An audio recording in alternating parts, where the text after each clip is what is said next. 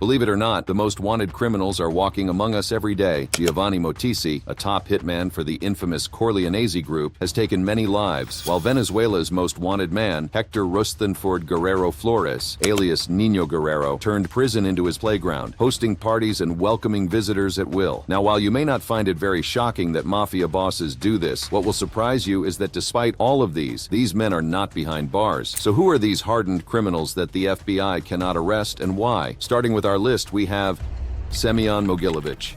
Semyon Mogilevich, also known as the Brainy Don because of his business acumen. This Russian crime boss is in a league of his own when it comes to the world of organized crime, and he's pretty much untouchable. To start with, he's rumored to presently live in Moscow, thereby making him pretty much untouchable as Russia doesn't have an extradition treaty with the US, and so the FBI can't just swoop in and grab him, even though he's been on their most wanted list since 2009 and was once top 10 in the list. Mogilevich has a pretty wild rap sheet too, with various countries wanting the leader of the Solntsevskaya organized crime group on charges related to over 40 criminal offenses, ranging from racketeering to wire fraud, conspiracy, aiding and abetting, filing false documents with the SEC, and money laundering. Despite accusations of everything, Mogilevich remains untouchable. Thanks to his cozy ties with Russian elites, he still remains on the FBI's wanted list, with the US offering a reward of up to $5 million for information that will lead to his arrest or conviction. While cozying up to one state may work for the Brainy Don, this next crime boss is not one to follow the same script. He's the most wanted man in his own country, adding to the fact that he's on the FBI's list.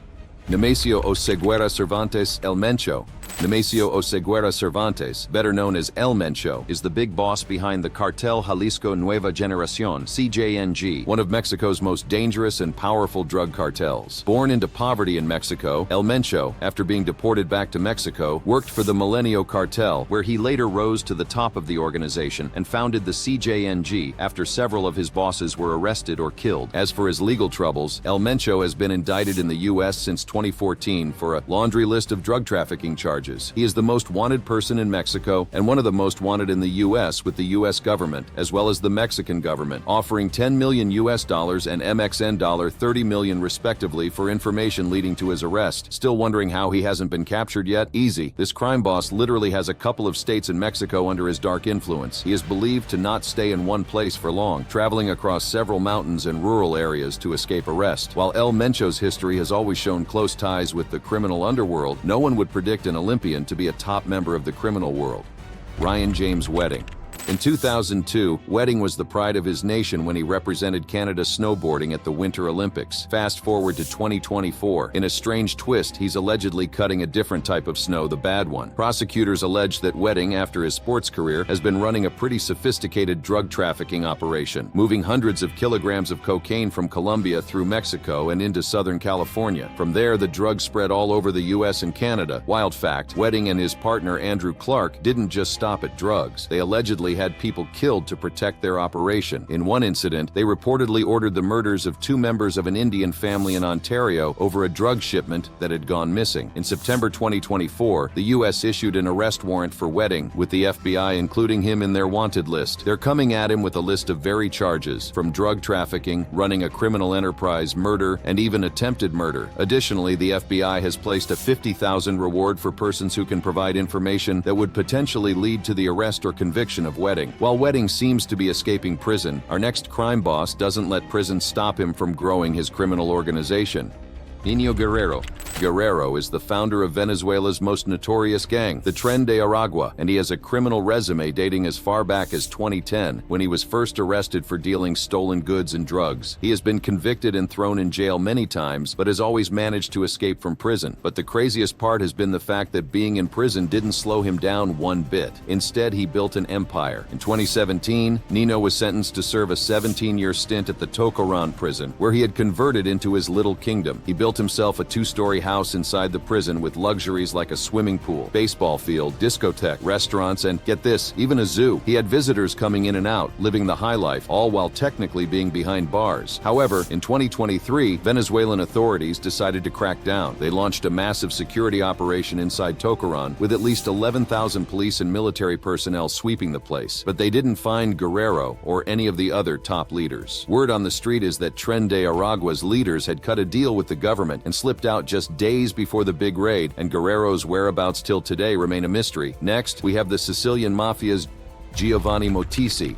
Giovanni Mottisi, also known as Il Pacchione, which translates to the Fat Man, is a Sicilian mafia boss who's been on the run since 1993. Mottisi was a top hitman for the infamous Corleonese faction led by Toto Riina. The role he played in the 1985 murder of police officer Beppe Montana cast law enforcement spotlights on him, and he's also a key figure in several brutal killings in Palermo. Despite being sentenced to life in prison, Mottisi managed to slip away before authorities could nab him. The insane part is rumors alleging that he was hiding out in Agrigento, Sicily, yet no one's been able to catch him. Some say he's already dead, while others think he's just hiding out, playing the ultimate game of hide and seek. He's a ghost to both the Italian authorities and international law enforcement. With many of the older mafia bosses arrested, Mottisi remains one of the last of the old guard.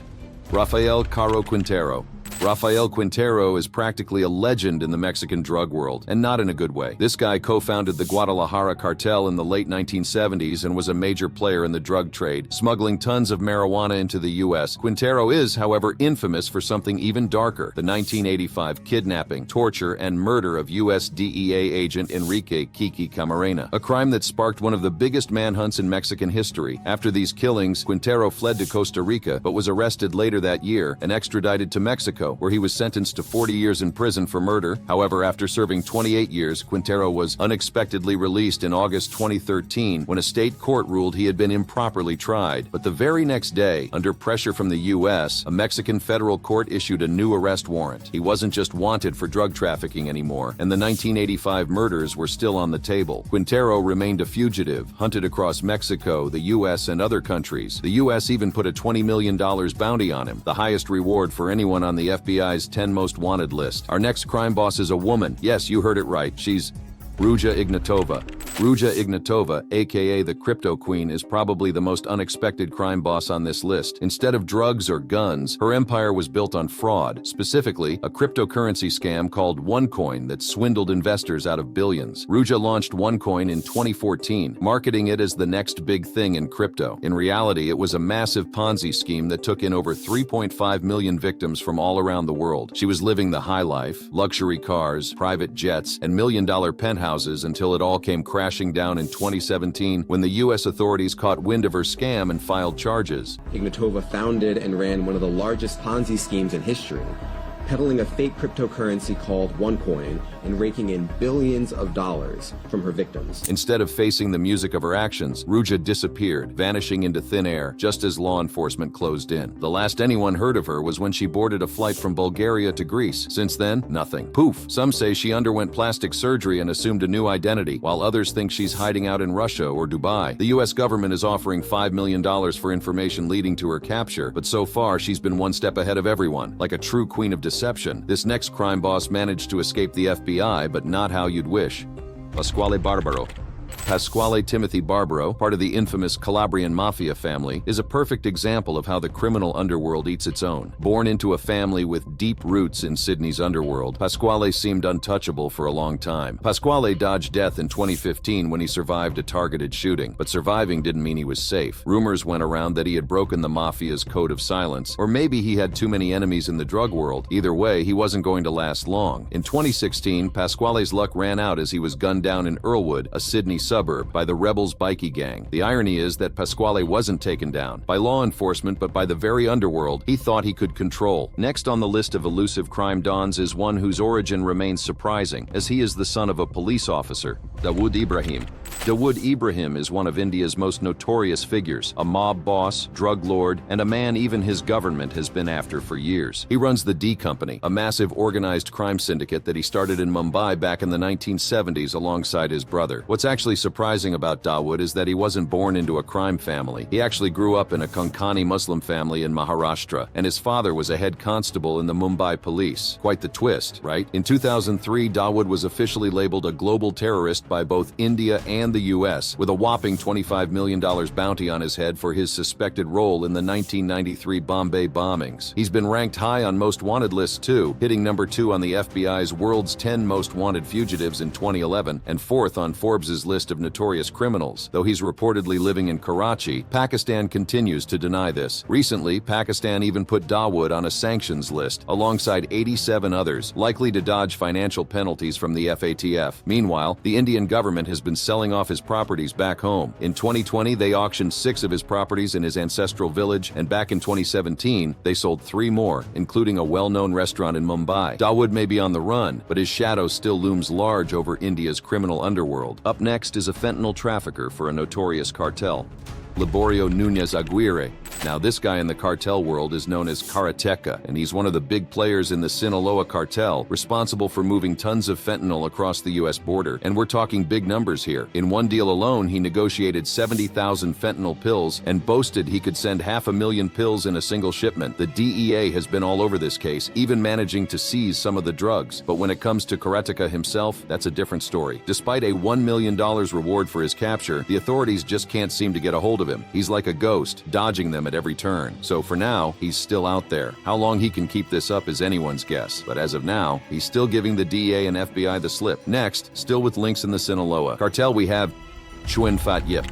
On the surface, Chuen Fat Yip appears to be the owner, CEO, and chairman of the Yuan Cheng Group, YCG, in China. But behind the scenes, he is alleged to be one of the most prolific suppliers of anabolic steroids in the world, running a global steroid empire out of China. He is also suspected of being involved in selling synthetic opioids, including 4-ANPP, a key ingredient for making fentanyl. Despite all this, Yip has managed to stay out of law enforcement's grasp by virtue of his living in China, a country without an extradition treaty with the U.S., basically making him untouchable as long as he remains in China. Yip, however, has denied any involvement in drug-related activities, and he claims that Pepsi and Coke are setting him up. The next crime boss is none other than the leader of the Sinaloa cartel himself, Ivan Archivaldo Guzman Salazar. Ivan Archivaldo Guzman Salazar, or El Chapito, isn't just another cartel figure. He's the son of Joaquin El Chapo Guzman, the former kingpin of the Sinaloa cartel who got extradited to the U.S. back in 2017. So it's no surprise that Ivan would follow in his father's criminal footsteps. After his father's arrest, Ivan and his brothers, known as the Chapitos, took over the Sinaloa cartel, and they didn't just keep things afloat. They expanded operations, setting up high-tech fentanyl labs and smuggling drugs by land, air, and even underground through tunnels. These guys are no joke. Ivan is also deeply involved in the cartel's security, with an army of hitmen ready to protect their empire. Despite facing multiple U.S. indictments and a $10 million bounty on his head, Ivan has managed to dodge arrest. How? Well, it looks like he and his brothers picked up a few tricks from their father's years of staying one step ahead of law enforcement. For now, Ivan continues to build his empire while remaining just out of reach. Now, let's shift gears and talk about another big player in this crime game who pulled off a prison escape that sounds straight out of a movie. Julian Andoni Archaga Carrillas. Carrillas is the leader of the Honduras MS-13 gang, and he's well known in the world of crime, earning him his entry in the FBI's 10 most wanted fugitives list in 2021. And he's wanted for some pretty serious stuff: racketeering, narcotics trafficking, firearms offenses, you name it. In 2015, he was arrested and convicted for money laundering and illicit association. But here's where things get really wild. In February 2020, he left prison for a court hearing, and upon arriving at the courthouse, a group of MS-13 members stormed in, helping him escape while shooting up the place. Fast forward to September 21st, 2021, and a federal grand jury in New York slapped him with new charges for racketeering, narcotics trafficking, and weapons trafficking, with the U.S. Department of State is offering a whopping $5 million reward for info that leads to Archaga Carrillas' arrest or conviction. For a suspected gang leader who was able to escape from the jaws of conviction at the last minute, he sure knows how to stay clear from public eyes. Next is a crime boss who was one step ahead of the Italian authorities, Domenico Roncadore. Now known as Mark Skinner, this alleged former boss in the Sicilian Mafia was, at one point, on Italy's list of most wanted criminals, with various Italian press claiming he ran the Mafia show in Trabia, a small town in Palermo. Even the Italian deputy prime minister called him an important mobster. Domenico Roncadore is one of those Mafia guys who slipped through the cracks because he knew how to work the system. Back in the 90s, he was convicted in absentia by Italian courts for his involvement with the Sicilian Mafia and sentenced to 7 years in prison, but he fled to England in 1993 and laid low. Then in 2013, the game was up. He was caught up to him in Uxbridge, London, and once the authorities were about to prepare his extradition back to Italy, the legal fun started. Roncadore fought his extradition, saying the Mafia would kill him if he returned to Italy. The lengthy trial process worked in his favor. It dragged on so long that by the time a judge finally ordered his extradition, it was too late, as he could no longer legally serve time for the crime he was sentenced for, and Italy couldn't touch him. Roncadore's tale is one of Mafia ties, legal loopholes, and a life that seems to have slipped right through the cracks. Next on the list is also a smart businessman who knows the law too well, Alimjan Toktakunov. Also known as Taiwan Chic, this guy is a major figure in Russian organized crime and is wanted by the FBI for running a massive money laundering operation. And if that wasn't enough, let's not forget when he allegedly tried to bribe judges at the 2002 Winter Olympics. You'd think someone involved in so many high-profile crimes would have been caught by now. Still, Toktakunov remains a free man safely tucked away in Russia, where U.S. authorities can't reach him, even with a $4 million bounty on his head, thanks to the fact that there's no extradition treaty between the two countries. Toktakunov has built an empire that stretches across gambling, money laundering, and all sorts of organized crime, all while staying out of U.S. jurisdiction. For someone who's been on the FBI's radar for years, he's managed to avoid those handcuffs pretty well. Now that's one clever businessman you don't see every day. Next, we move to Haiti, where we see a political activist turned crime boss. Vital Home Innocent. Now, Vital Home has a pretty complicated background. One thing that remains the same is that this former political activist has always aimed to push oligarchs out of power in Haiti. Our dream is to rid the country of the corrupt oligarchs and politicians who are holding us back. Along the way, things took a dark turn. By 2021, Innocent wasn't just an activist, he became the leader of one of Haiti's largest gangs. Based in Port-au-Prince, called Kraza Barrier, their power rose significantly after the assassination of Haitian President Jovenel Moïse that year, leaving a power vacuum, which Innocent and other gangs filled. In October of that same year, Innocent's gang, along with the 400 Mawozo gang, allegedly kidnapped 16 U.S. missionaries. This group included 5 kids, and one of them was just 8 months old. The U.S. authorities eventually charged Innocent in 2022 for his role in this kidnapping. By late 2023, the U.S. and the UN had imposed sanctions on him, with the European Union following suit in early 2024. For someone who started with the goal of saving Haiti, Innocent's actions seem far from heroic, and he remains in the FBI's top 10 wanted list with a bounty of $2 million on him. His descent into gang leadership raises questions about whether his political activism was ever genuine, or if it was just a cover for his rise to gain power. Moving on to the next active mafia boss, we have Juan Jose Esparragoza Moreno. Juan Jose Esparragoza Moreno, also known as El Azul because of his unusually light skin, was one of Mexico's most influential drug lords. He co-founded the notorious Sinaloa Cartel and had a long history in the world of organized crime. Born on February 3, 1949, El Azul didn't always start on the wrong side of the law. He originally worked for the Dirección Federal de Seguridad, DFS, a Mexican police agency, but he soon shifted gears, becoming one of the founding members of the Guadalajara Cartel in the 1970s, which at one point controlled nearly all narcotics trafficking in Mexico. After the Guadalajara Cartel fell apart in the late 80s, he moved on to lead the Juarez Cartel before finding his place in the Sinaloa Cartel, working closely with Joaquin El Chapo Guzman. Even though there have been rumors of his death, El Azul remains a wanted figure. The U.S. government is offering up to $5 million for information leading to his capture or conviction. It's also suspected that he may have undergone plastic surgery to avoid detection. Next is yet another drug lord, Fausto Isidro Meza Flores. Also known through his alias as El Chapo Isidro, this crime boss is one of Mexico's most elusive drug lords. He runs Los Mazatlecos, a group linked to the Beltran Leyva cartel, and has been in the game for decades. His journey started back in the 90s when he worked under Amado Carrillo Fuentes of the Juarez cartel. But after Carrillo Fuentes died in 1997, Meza Flores aligned himself with the Beltran Leyva cartel and quickly earned a reputation as a skilled and daring hitman. Despite the fall of the cartel's leader, Arturo Beltran Leyva, in 2009, Meza Flores stayed loyal and managed to keep his crew intact. His group, Los Mazatlecos, operates in key regions of Sinaloa, controlling drug trafficking routes for meth, heroin, cocaine, and marijuana. This has sparked intense rivalry with the Sinaloa cartel, leading to brutal violence in their turf wars. Though law enforcement has come close to capturing him, Meza Flores remains a free man. In 2010, Mexican authorities nearly nabbed him in a mountain raid, but he escaped, leaving 12 of his men behind. Even now, his criminal organization continues to be a major threat to the Sinaloa cartel's dominance, making him a key player in Mexico's drug war. Next, we have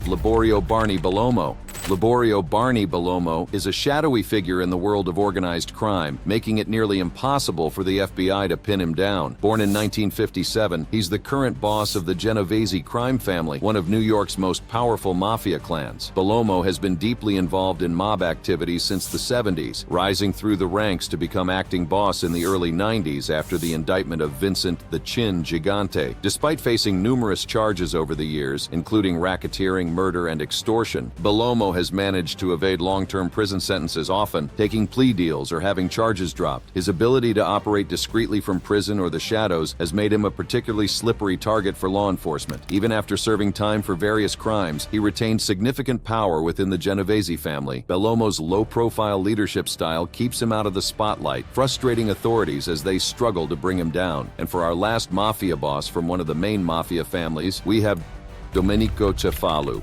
Domenico Cefalu, the current boss of the Gambino crime family, has lived a life shaped by organized crime. After moving to the U.S., he quickly became involved with the Gambino family, smuggling heroin. In 1982, he was convicted for heroin smuggling, spending 6 years behind bars. But prison didn't slow him down. In fact, his influence only grew. In the 1990s, Cefalu became a made man under John Gotti, the infamous head of the Gambino family. His loyalty to the family was tested in 1992 when he refused to testify in a case involving his crew's boss, Pasquale Conte, earning him another prison sentence for contempt. By 2005, Cefalu's reputation had solidified, and he was promoted to underboss of the Gambino family. His rise to the top came in 2011 when he took over as boss, marking a shift back to the traditional mafia ways after the chaotic Gotti era. Cefalu's leadership brought a sense of order and control, and he operated discreetly from behind the scenes, making him one of the most dangerous and calculating leaders in modern mafia history. His influence has kept the Gambino family thriving in a world where most other crime families have faded. If you found this video informative, click on any of the cards on your screen to check out more trending stories about it.